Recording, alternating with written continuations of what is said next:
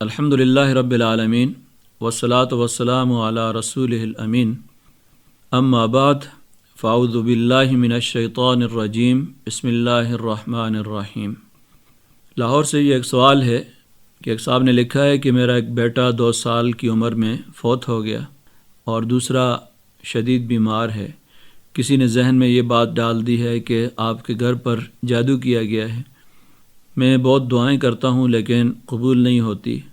عاملوں کے پاس جا کر میں ایمان خراب نہیں کرنا چاہتا، تو اس حوالے سے قرآن و سنت سے رہنمائی فرمائیں۔ سب سے پہلے تو آپ کے صاحبزادے کی وفات کی خبر سن کر افسوس ہوا۔ اللہ تبارک و تعالی آخرت میں ان کو آپ کے لیے بہترین اجر اور ثواب کا ذریعہ بنائے اور آپ کے لیے نجات کا ذریعہ بھی بنائے۔ انسانی زندگی میں بے شمار قسم کے نشیب و فراز آتے ہیں، مصائب کا ایک ہجوم ہوتا ہے، آزمائشیں ہوتی ہیں۔ انسان کو اللہ تبارک و تعالی مختلف قسم کے حالات میں آزماتا ہے۔ کبھی غم اور دکھ ہے اور کبھی خوشی اور راحت ہے، کبھی کسی معاملے میں نقصان ہو جاتا ہے اور کبھی فائدہ ہو جاتا ہے۔ تو یہ زندگی میں اس طرح کے اتار چڑھاؤ، نشیب و فراز ہر شخص کی زندگی میں آتے ہیں، اور اصل امتحان اس بات کا ہے کہ ایک آدمی غم اور دکھ اور مصائب کے ہجوم میں اللہ تبارک و تعالیٰ کی طرف رجوع کرتا ہے تو تب بھی کامیاب ہے، اور اس آزمائش میں وہ اللہ تبارک و تعالیٰ کے ہاں سرخرو ہو گیا۔ اور اگر وہ مصائب کے اس ہجوم میں مایوس ہو جاتا ہے،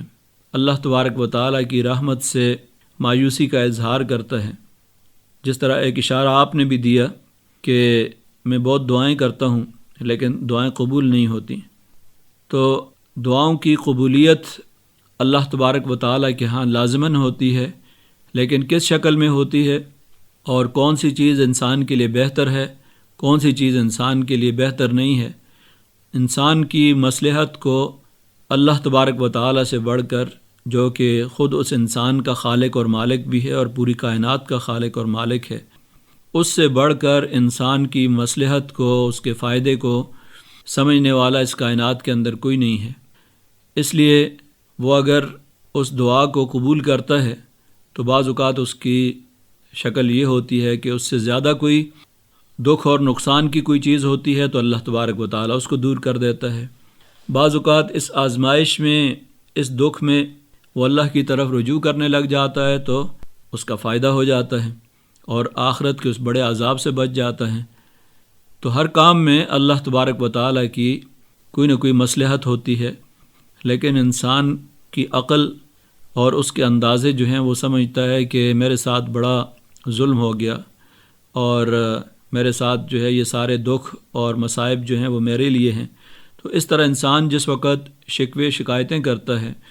تو خسر الدنیا والآخرہ، ایک تو دنیا کا نقصان ہوا اس دکھ اور مصیبت کی وجہ سے،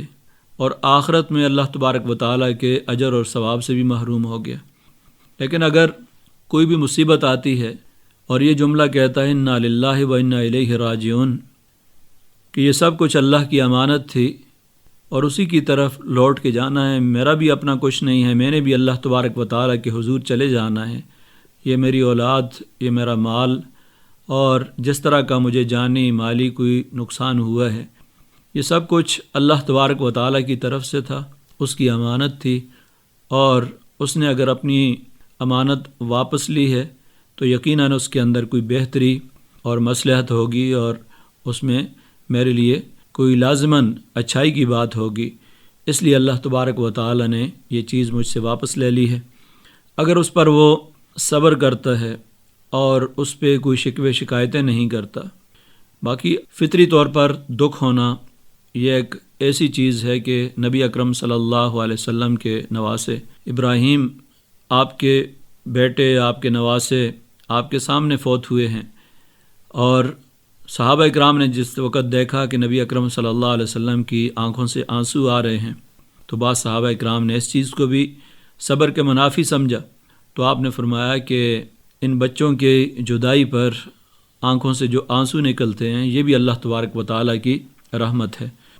تو اس حد تک دکھ کا اظہار کہ آنکھوں سے آنسو نکلیں اور اس پر اپنے دکھ کا اظہار کیا جائے، یہ ایک فطری چیز ہے۔ لیکن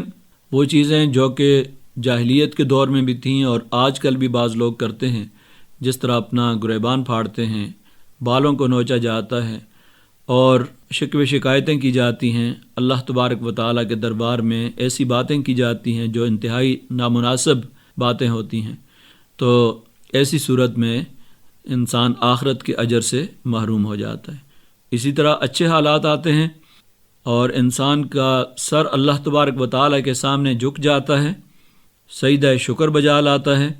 تو یہ راحتیں اور یہ نعمتیں انسان کے لیے آزمائش کے اندر سرخرو ہونے کی دلیل ہوتی ہے کہ انسان اللہ تبارک و تعالیٰ کے سامنے اس آزمائش کے اندر سرخرو ہو گیا ہے اور تکبر اور غرور نہیں کیا، اور یہ نہیں سمجھا کہ یہ سب کچھ میں نے اپنے زور سے اور اپنے کمالات سے حاصل کیا ہے، بلکہ سب کچھ اللہ تبارک و تعالیٰ کی امانت ہے اور اس کا کرم ہے، خصوصی فضل و کرم ہے کہ اس نے نوازا ہے۔ تو اس لیے اس طرح کے حالات میں کبھی بھی نہ تو تکبر کا شکار ہونا چاہیے، نہ مایوسی کا، اس لیے کہ اللہ تبارک و تعالیٰ کی ذات ہی ملجا اور ماوا ہے اور کسی اور آستانے کی طرف رجوع کرنے کا تصور بھی نہیں کیا جا سکتا۔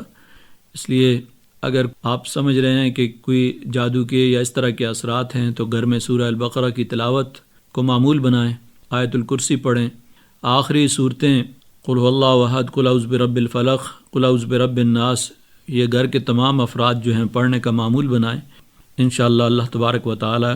کی قدرت کامل پر یقین ہے کہ کوئی چیز بھی آپ کا کچھ نہیں بگاڑ سکتی، اور جو بھی تکلیف آتی ہے وہ اللہ تبارک و تعالیٰ کی طرف سے ہے۔ دعا ہے کہ اللہ تبارک و تعالیٰ ہمیں ہر طرح کے حالات میں جو آزمائشیں آتی ہیں ان میں کامیابی عطا فرمائے۔